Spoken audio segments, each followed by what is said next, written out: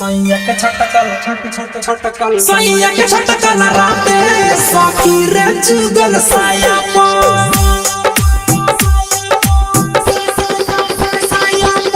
सैया के छटकल राते सखी रे जुगल साया पो बरता बड़ी खी सखी रे मर्दा बेहाया पो सैया के छटकल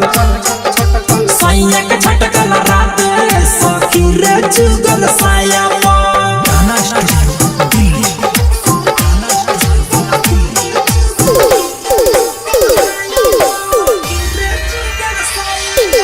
डीजे मनीष रक्सौल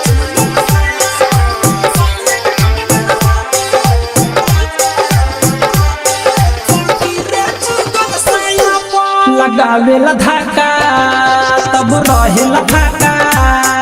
एकरा से न चली जवानी के चका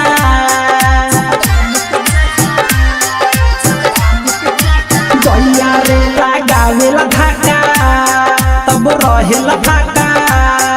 एकरा से न चली जवानी के चका केकरा से कही मन करे न रही डाली के रही रोज महत मही देखली हली जठानी बैठल रही पाया ओ सैया के छटकल राते सखी रे जुगल साया पो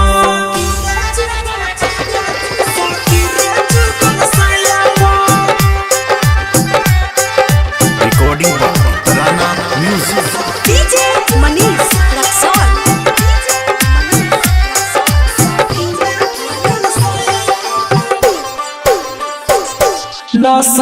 लसर जब करे लागल छोड़ी के मुआना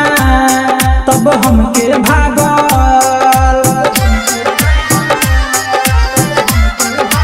हाँ लसर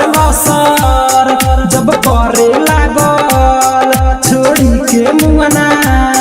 तब हमके भागल सूरसवाड कर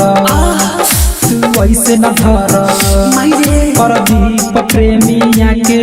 तू ही कुछ कर अरे पटले बाटे दांते सखी रे गलिया बाया पो सैया के छटकल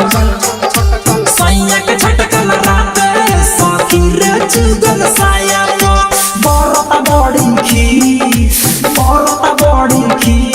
सखी रे मर्दा बेहाया पो सैया के छटकल